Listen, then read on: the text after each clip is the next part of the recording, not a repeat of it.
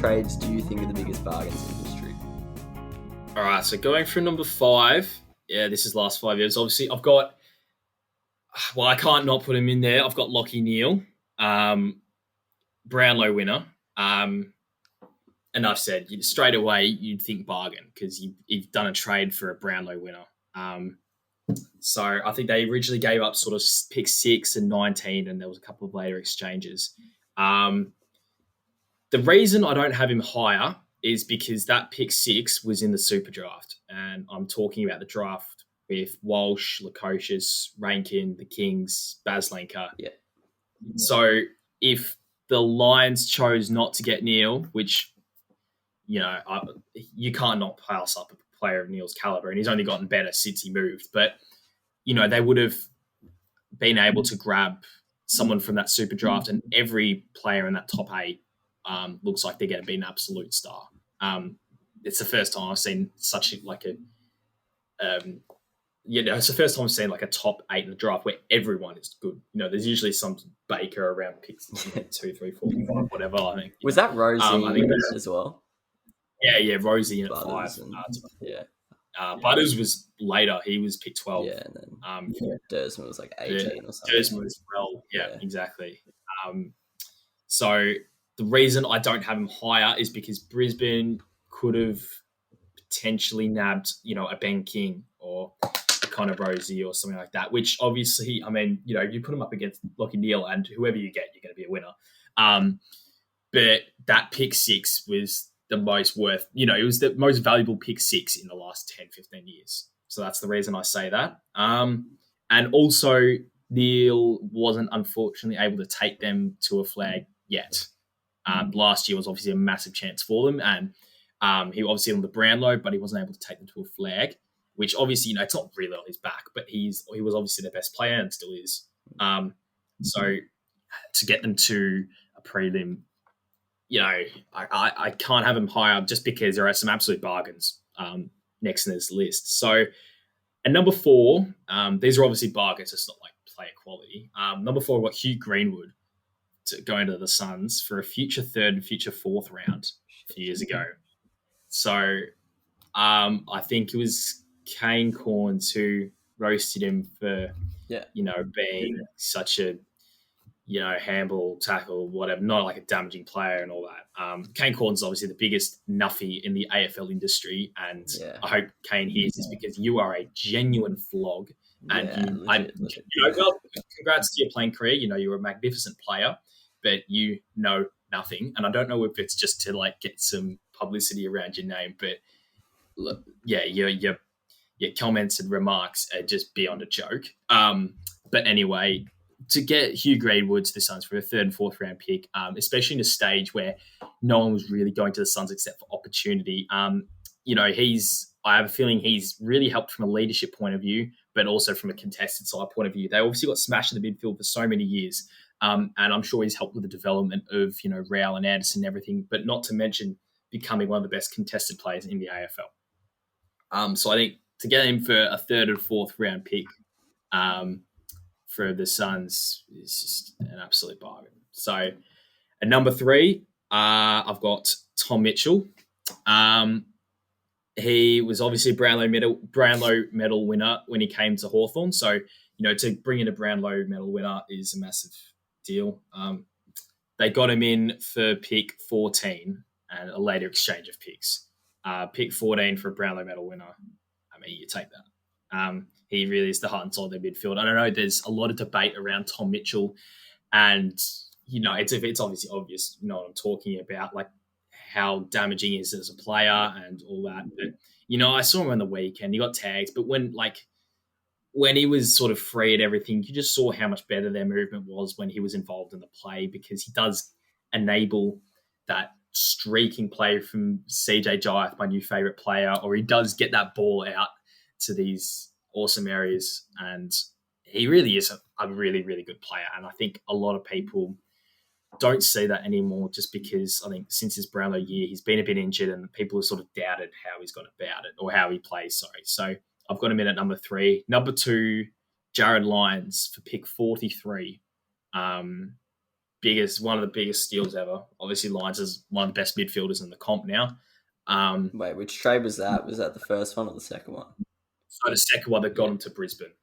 Yeah. So I'm excluding free agents and stuff, by the way, here. I'm only doing trades. Yes, so to get him in for pick, to get a player of Jaron Lyons' caliber at pick 43 is unbelievable. He's one of the best contested players in the AFL. He's an integral part of that Brisbane midfield. If Lachie Neale goes down with injury, Lyons is their next best mid. So to get someone like that for pick 43 into your team and be the second best mid in the team that's, going for a grand final in the past few years is absolutely awesome. But the number one biggest bargain, you can't go past Jack Steele for a future second round pick. And I'm pretty sure it was the 2016 trade period. Because I remember sitting in history class, spamming Twitter because St Kilda were about to sign this sort of no name from GWS, and I just wanted some action because I'm an addicted trade period follower. And to see Jack Steele, the sexiest man in the AFL, come across the Saints and be in an All-Australian team in last year and just carry the midfield ever since Stephen and Armitage used to be an absolute freak for 1 year. Since those guys sort of got old and left and stuff, to see him carry this midfield is been awesome because he's, up there in the best contested players in the AFL. He's added the goal scoring ability to him. And you saw on the weekend, 35 touches in probably one of the most embarrassing performances from his club that these modern day supporters have seen in a while. To have 35 touches and was just unbelievable from him. He's now our captain. So to get him in for pick, a future second rounder, which GWS used on Brent Daniels, who is obviously a pretty good player, but I mean, we're taking Steele over Daniels, I think. Yeah. So, I'm sure the Giants would love to have him back because of how they're struggling in the midfield now, having lost Sheelan and all these players in previous years. Now they're struggling in the midfield. They're going to need Taranto and Tom Green and all this to step up. There's no way I can go past Jack Steele. There's some honourable mentions to some players where it's probably too early to tell, but they were from the last trade period. So Tommy Hickey, Nick Hind and Lockie Fogarty, I think are massive bargains in the first three games we've seen. Obviously, it's a small sample size, but I think they're honourable mentions, but because they are too early to tell, I think I'm just going to leave them in that little category.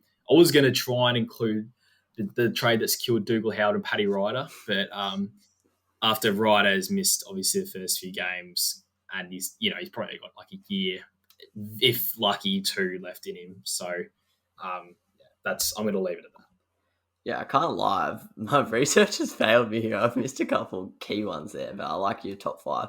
All right, I'll just run through mine fairly quickly. Number 5, it's a very rogue one, but it's Jared Witts.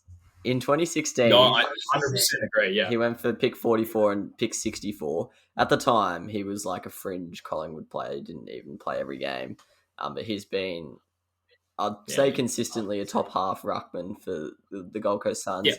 And it's probably only the last few years where the midfield is slowly starting to capitalise on his service. So he obviously went down with like an ACL injury, I think, on the weekend, which sucks for the Suns. But that was a pretty good trade. Next up, I've got Dion Prestia and pick 24 for pick 6 and a future second rounder. So if we cancel out the 24 and the future second rounder, Dion Prestia for pick 6.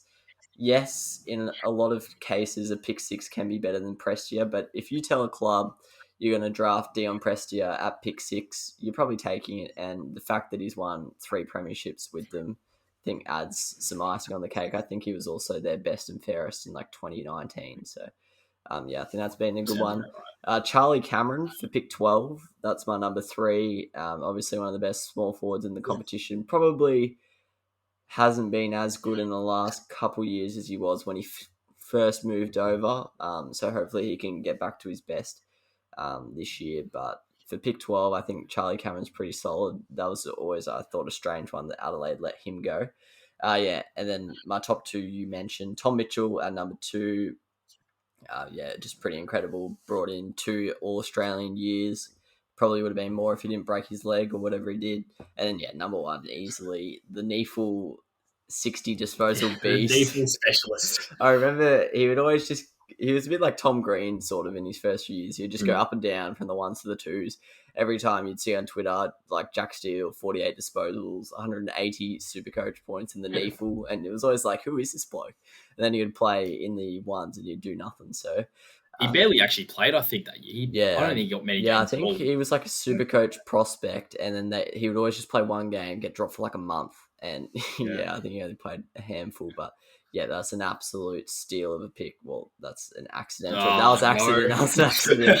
I realised it as soon as I said it. But yeah, whoever picked him out from St. Kilda, pretty well done. I think everyone was sniffing around GWS there, but to land him for just a second rounder, future second rounder as well, it's pretty bloody good work. It's a miracle. Oh, yeah. What about that one? Unbelievable. Balotelli. Aguero. Crowd cheers. Here's Siddle.